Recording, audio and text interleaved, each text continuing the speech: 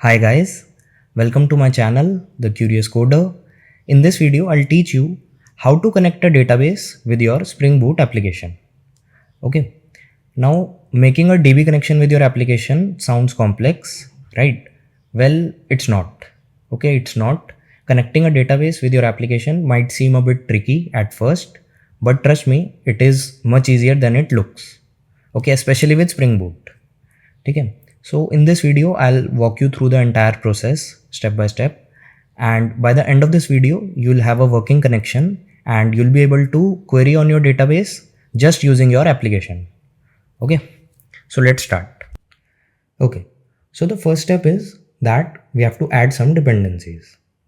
Okay, so I'll go to this form file, and here in dependencies I'll be adding two dependencies: Spring Boot Starter Data JPA and MySQL connector J.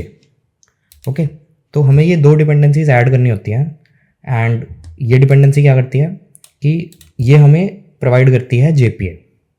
Okay, now what is JPA? JPA is basically N interface, ठीक है, जिसके अंदर कुछ methods हैं जो कि already exist करते हैं, एंड यूजिंग दोज मेथड्स आप एक्चुअल में क्वेरीज लिखते हो. ओके, तो मैं समझाता हूँ. जैसे जावा में क्या होता है, जावा में we deal with classes and methods and objects, right, and in SQL we deal with queries. Okay, तो अब अगर हम जावा के अंदर कोड लिख रहे हैं तो हम क्या करेंगे, we'll call some methods. Okay, JPA ने हमें कुछ मेथड्स प्रोवाइड करे हुए हैं, and automatically using those methods वो उनको क्वेरी में कन्वर्ट कर देगा. ठीक है, तो इस तरीके से जेपीए हमें हेल्प करता है. Now JPA is a very big topic actually. उसकी एक लैंग्वेज है जिसमें काफ़ी सारा there is a lot to discuss about that. So in this video I'll mainly focus only on the connection part, कि हम database से connection कैसे बनाते हैं. लेकिन still in the end I'll show you one example. ठीक है, एक हम JP का example देखेंगे and we'll interact with the DB. Okay, हम देखेंगे कि query हम कैसे बना रहे हैं. ठीक है, cool. Now this dependency, this is MySQL connector. तो as the name suggest, ये actual में database से connection बनाने के काम आता है. ठीक है, तो जो एक्चुअल में कनेक्शन जहाँ पे बन रहा है वो इस डिपेंडेंसी के थ्रू हमें बनता है. So this dependency actually gives us one driver class. ठीक है, कि हमें क्लास देती है which is responsible for making the connection. ठीक है, तो बेसिकली ये वाली डिपेंडेंसी हमें जेपीए प्रोवाइड करता है, एंड ये वाली डिपेंडेंसी एक्चुअल में डीबी के साथ कनेक्शन बनाता है. Okay, cool. So now we have added the dependencies and we are trying to make a connection with SQL. तो हमें हमारे सिस्टम में एक्चुअल में एसक्यूएल का एक सर्वर चाहिए. ठीक है, so I have already installed a MySQL server in my local machine, and आप लोग भी अपने एंड पे अपने सिस्टम में एसक्यूएल को डाउनलोड कर लेना, because you need a server. Okay, you need a server, तभी आप उसके साथ कनेक्शन बना पाओगे, राइट. तो आप लोग अपने एंड पे डाउनलोड कर लेना, and if you need any help in knowing how to install MySQL, so for that I have added a link in the description.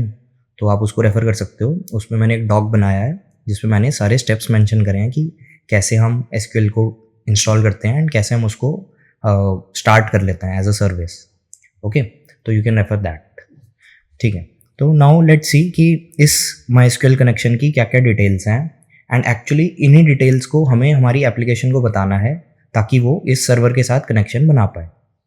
Okay, so I just click on edit connection, and यहाँ पे आप देख सकते हो इसकी सारी details आपको आ जाएंगी. So the host name is local host. Okay, हम लोकल पे रन कर रहे हैं. देन बाय डिफ़ॉल्ट ये इस पोर्ट पे रन होता है 3306, and user name is root, and मैंने एक पासवर्ड ऑलरेडी कन्फिगर कर लिया है.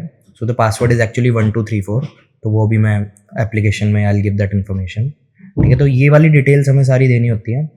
इसके अलावा आप कोई डिफ़ॉल्ट स्कीमा भी सेट कर सकते हो. बेसिकली डिफ़ॉल्ट डेटाबेस, जैसे एक सर्वर के अंदर मल्टीपल डेटाबेसेस हो सकते हैं, तो आप एक सेट कर सकते हो कि ये वाला मेरा डिफ़ॉल्ट डीबी है. ओके, तो what I do is I just open the local instance and let's create one DB. Okay, create database, let's say test DB. Okay, so अब मैंने क्या करा, मैंने एक सर्वर डाउनलोड कर लिया है एंड उसमें मैंने एक डेटाबेस क्रिएट करके रख दिया. ठीक है, तो जो अभी हमने सारी डिटेल्स देखी हैं, अब हम वो सारी डिटेल्स हमारी एप्लीकेशन को बताएंगे, and let's see. Okay, let's see कि हम वो कैसे करते हैं. Okay, so what I will do is I will go to resources, and here I go to application dot properties file, ठीक है। एंड इसी फाइल के अंदर हम हमारी सारी कनेक्शन की डिटेल्स देंगे। ओके, तो ये फाइल क्या करती है, basically it's a properties file, यानी कि इस एप्लीकेशन की जितनी भी प्रॉपर्टीज़ हैं उनको हम इस फाइल के अंदर कॉन्फ़िगर करते हैं, ठीक है। जैसे एप्लीकेशन का किस सर्वर पे वो रन करेगा, उसकी डेटाबेस की सेटिंग्स, उसकी लॉगिंग लेवल अगर हमें कुछ सेटिंग्स करनी है, okay, these kind of things. तो ये सारी डिटेल्स हम इस फाइल के अंदर देते हैं and we use key value pairs to give this information. Like आप देख सकते हो यहाँ पे कि स्प्रिंग एप्लीकेशन नेम एक की है एंड इसके अगेंस्ट वैल्यू पड़ी है इंटरव्यू प्रैक्टिस सर्विस, ठीक है। तो इसी तरीके से हम हमारी डेटाबेस की भी सारी डिटेल्स इसी फाइल के अंदर हम देंगे। Okay, so what I do is I just add this code, ठीक है। एंड मैं आपको एक्सप्लेन करता हूँ। सबसे पहले हम कॉन्फ़िगर करते हैं डेटाबेस का यूआरएल। ओके, तो इसका क्या फॉर्मेट होता है, ऐसे हम लिखते हैं JDBC MySQL, देन यहाँ पे we give the host name, here we have the port name and यहाँ पे जिस डेटाबेस के साथ हमें एक्चुअल में कनेक्शन बनाना है उसका हम यहाँ पे नाम लिख देते हैं, ठीक है। तो जैसे हमने TestDB क्रिएट करा था, सो उसका नाम हमने यहाँ पे लिख दिया। Then we have user name password, तो उसकी इन्फॉर्मेशन कन्फिगर कर देते हैं। And in the end we also provide a driver class name. Okay, so driver class जैसे मैंने बताया था कि हमारी डिपेंडेंसी है MySQL कनेक्टर, वो हमें एक ड्राइवर क्लास देती है and this class is actually responsible for making the connection, ठीक है। तो अगर मैं आपको दिखाऊँ ये क्लास, तो यू कैन सी कि ये क्लास है हमें जो हमें मिल रही है हेयर, ठीक है, driver class from here MySQL connector, ठीक है। तो ये इसके बारे में भी हमें यहाँ पे इसका पूरा पैकेज हमें कॉन्फ़िगर करना होता है। Okay, so actually that's it, this is all, हमें सिर्फ इतना ही करना है एंड हमारा कनेक्शन बन जाना चाहिए। तो now if I run my project,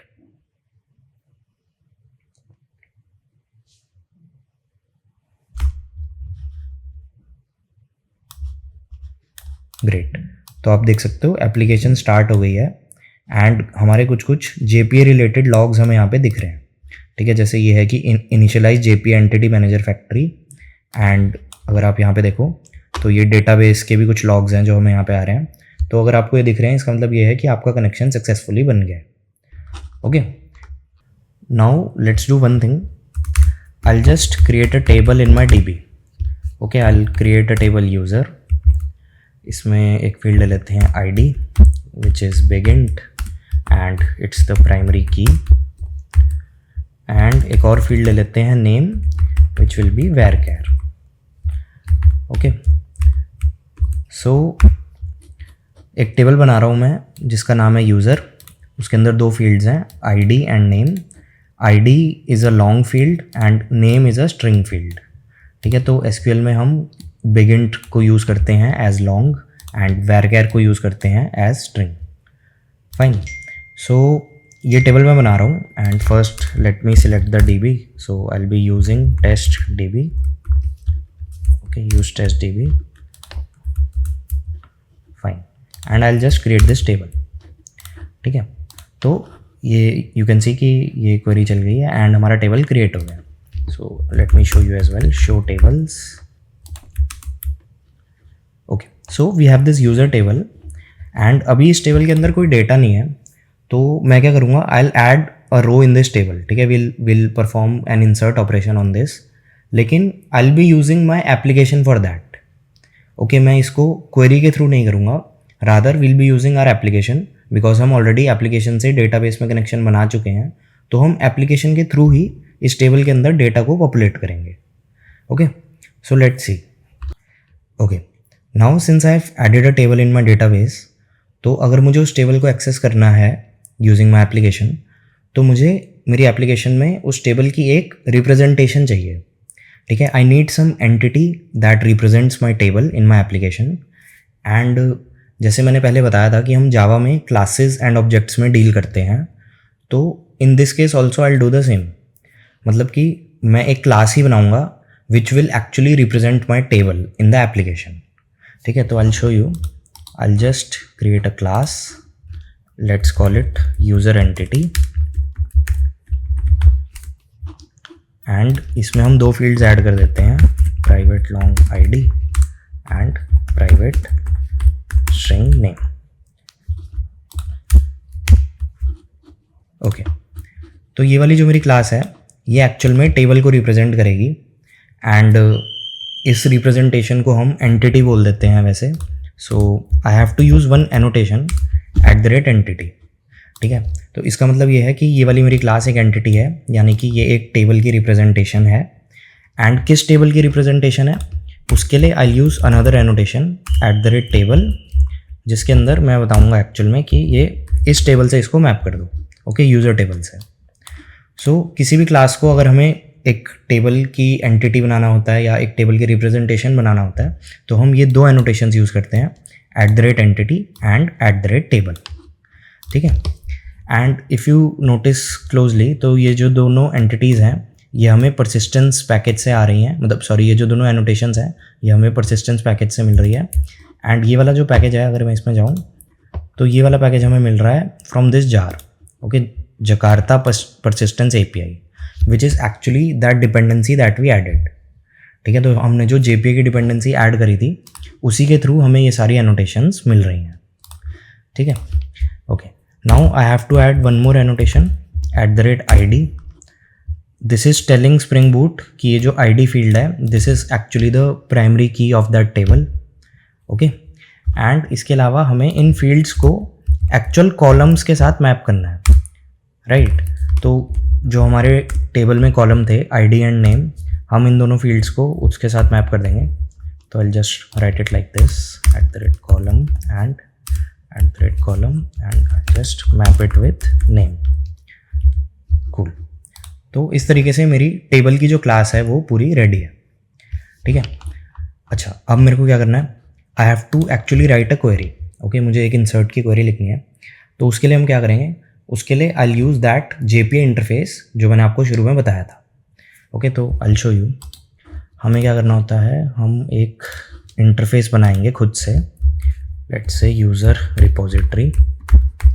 so this is just a naming convention, generally we call all these interfaces जो हम यूज़ करते हैं, मतलब DB से क्वेरी करने के लिए जो हम यूज़ करते हैं उनको हम रिपोजिटरी कह देते हैं।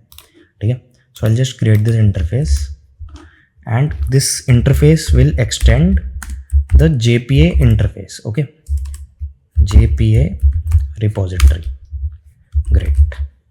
and इसके जेनरिक्स में हमें टेबल का नाम देना होता है, okay, so user, and यहाँ पे मैं बताऊंगा जो मेरी प्राइमरी की है उसका डेटा टाइप क्या है।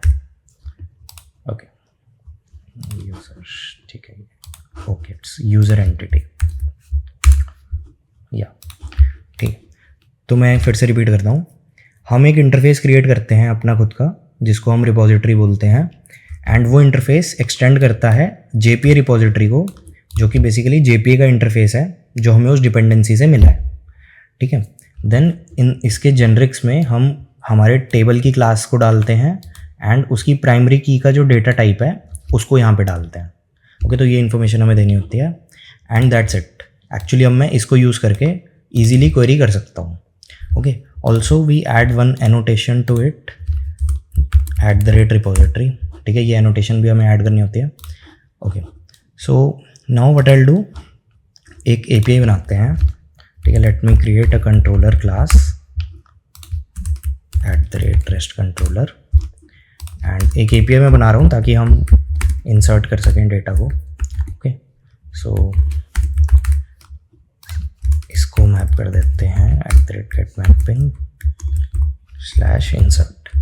ठीक है, तो मैंने एक API बना दिया है एंड इसमें मैं क्या करूँगा, I use the repository.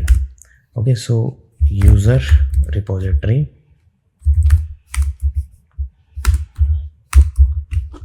Okay, and I will autowire it. तो मैंने आपको बताया था कि जो JPA होता है वो हमें कुछ इनबिल्ट मेथड्स देता है जिसकी हेल्प से हम इजीली क्वेरी कर सकते हैं। ठीक है, तो इसी तरीके से एक मेथड होता है सेव जो हमें JPA प्रोवाइड करता है, एंड इसके अंदर हम एक ऑब्जेक्ट दे देते हैं हमारी एंटिटी क्लास का। ठीक है, so new user entity. Okay, मेरे को इसमें कुछ कंस्ट्रक्टर्स एंड गेटर सेटर्स बनाने पड़ेंगे। ठीक है,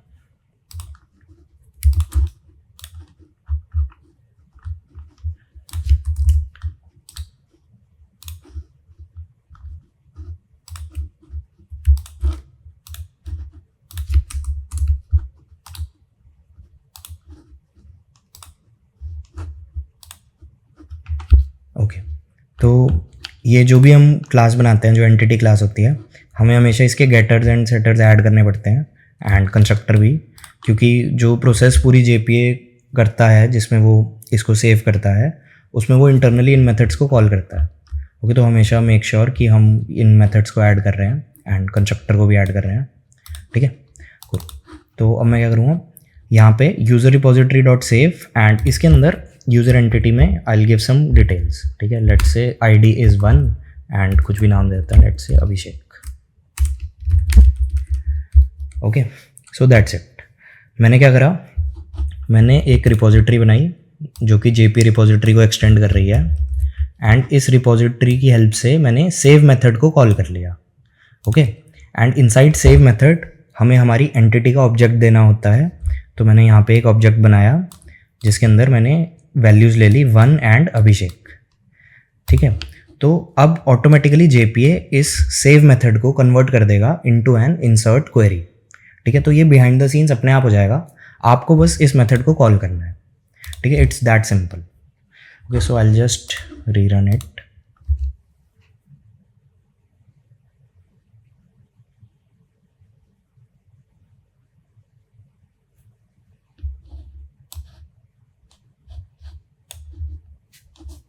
Great, so application is up and if I go to Postman and I'll just write insert, ठीक है, insert API।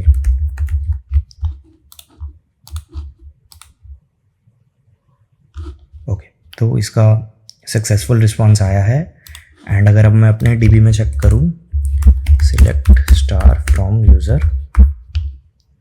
ओके, ग्रेट, तो आप देख सकते हो हमारे टेबल के अंदर ये डेटा पॉपुलेट हो गया। ओके, सो इस तरीके से हम JPA को यूज़ करके एप्लीकेशन के थ्रू डेटा को पॉपुलेट कर सकते हैं। तो now this is one example जिसमें मैं डेटा को सेव कर रहा हूँ। इसके अलावा हम और भी बहुत सारी चीज़ें कर सकते हैं। हम डेटा फेच भी कर सकते हैं, हम कॉम्प्लेक्स क्वेरीज भी लिख सकते हैं, हम किसी पर्टिकुलर फील्ड के बेसिस पे फाइंड क्वेरी भी चला सकते हैं। Okay, we can do many kind of things. So that is a different topic and I'll discuss it in some other video. But I guess for now it's quite clear कि हम database से connection कैसे बनाते हैं and कैसे हम JPA को use करके उस database पे query करते हैं। Okay, cool. If you found the video helpful, please like, subscribe and hit the bell icon. Also, don't forget to catch today's tip of the day.